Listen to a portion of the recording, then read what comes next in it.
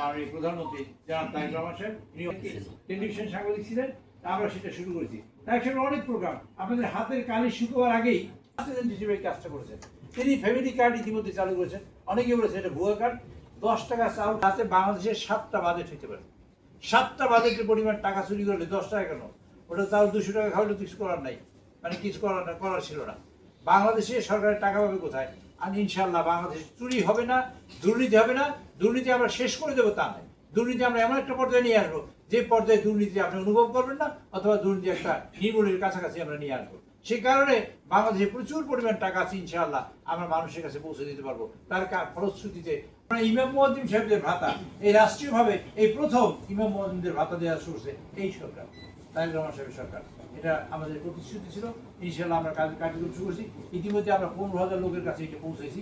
সেটা ইমাম মুয়াজ্জিন, পুরোহিত, তারপরে সেবাই এবং ভিক্ষু ইত্যাদি সব বিভিন্ন সম্প্রদায়ের লোকজনের আমরা দাওয়াত করেছি, সব করেছে। সেই প্রোগ্রামের মধ্যে সবচেয়ে গুরুত্বপূর্ণ প্রোগ্রাম হলো, আমি 52টা প্রোগ্রামের কথা লেখা আছে। গত 1 মাস 5 দিন তিনি 52টা প্রোগ্রাম অলরেডি কমপ্লিট করেছেন, মানে শুরু করেছেন। আমরা তো কমপ্লিট করি না, কিন্তু শুরু করেছি সকল কাজ। আমরা ইনশাআল্লাহ সেটা শুরু করেছি, আমাদের প্রতিনিধিরা ছিল। তার মধ্যে গুরুত্বপূর্ণ হলো এটা, আমি মনে করি খাল কাটা কর্মসূচি অত্যন্ত গুরুত্বপূর্ণ। এই কারণে যে খাল কাটলে দেশি মানুষের ঘরে ভাত আসবে। সকল মানুষের চাহিদা ভাত, সকল মানুষের চাহিদা কাপড়, সকল মানুষের চাহিদা ঘর, সকল মানুষের চাহিদা তার সন্তান ভালো থাকুক, দুধে বেঁচে থাকুক, তার সন্তান লেখাপড়া শিখুক। কাজে এটার প্রাথমিক এবং মৌলিক বিষয় হলো এই খাল কাটা। অবরোধ এলাকার নাম হলো বরগুনা। বরগুনাকে ঘিরে অনেক প্রোগ্রাম করা আছে। তার মধ্যে সাংবাদিকদের সাথে মত বিনিময় অনেক নতুন আইডিয়া আমার মধ্যে তৈরি হয়েছে। যেমন এখানে আমরা ইকোনমিক জোন করতে পারি, আমরা শিপ ব্রেকিং করতে পারি, শিপ বিল্ডিং করতে পারি, শিপ রিপেয়ারিং করতে পারি, আমরা পর্যটন করতে পারি, ফিশ প্রসেসিং করতে পারি। তারপর আমরা এখানে একটা পোর্ট করতে পারি। আমাদের সকল নদীগুলো, আমাদের অনেকগুলো নদী আছে, পায়রা, বিষখালী এবং বলেশ্বর, এইসব নদীগুলোকে ঘিরে আমরা মানে ইকোনমিক জোন তৈরি করতে পারি। আর তারপর কমিউনিকেশনে আমরা অনেক পিছিয়ে রয়েছি। যেমন আমাদের এখানে একটা 2টা ব্রিজ হতে পারে, খুবই জরুরি দরকার। আমাদের যে মহাসড়কটা, সেই মহাসড়কটা 52টা বাঁক আছে সেখানে, সে এবং খুবই সরু রাস্তা, আসা যাওয়া করা যায় না। এটাকে অন্তত 2 লেনের উন্নতি করা যায় যাতে ইমিডিয়েটলি, সেরকম কার্যক্রম হাতে নেব। এরকম অনেক কাজ আছে যা করতে চাই।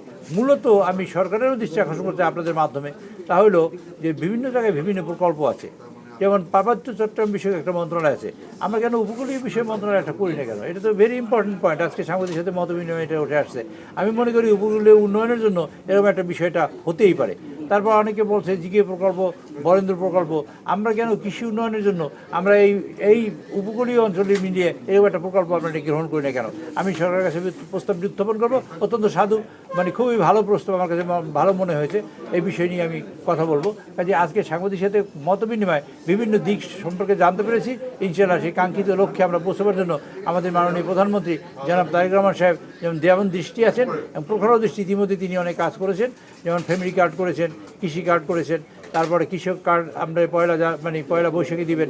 তারপর ইতিমধ্যে 10,000 টাকা কৃষকের ঋণের সুদ মকুব করেছেন। ইতিমধ্যে ইমাম মুয়াজ্জিনদের ভাতা দিয়েছেন, পুরোহিত সেবায়িতদের ভাতা দিয়েছেন। কাজে এইসব কাজে তিনি মানে আঙ্গুলের কালি শুকোবার আগেই কাজ শুরু করেছেন। কাজে এই কাজগুলো দিয়ে যেহেতু তিনি করেছেন, তার সদিচ্ছার কোনো অভাব নেই। আমরা চাইব তার সদিচ্ছা থেকে এই বরগুনা উপকূলীয় অঞ্চলে বাস্তবায়ন করে আমাদের যে অর্থনৈতিকভাবে অসচ্ছল মানুষগুলোকে সচ্ছলতায় ফিরিয়ে আনবো। এই কাজটাই হলো মূলত আমাদের প্রায়োরিটি দিয়ে আমরা করব। অনেক কাজ আছে, অনেক কাজই আছে অ্যাকচুয়ালি।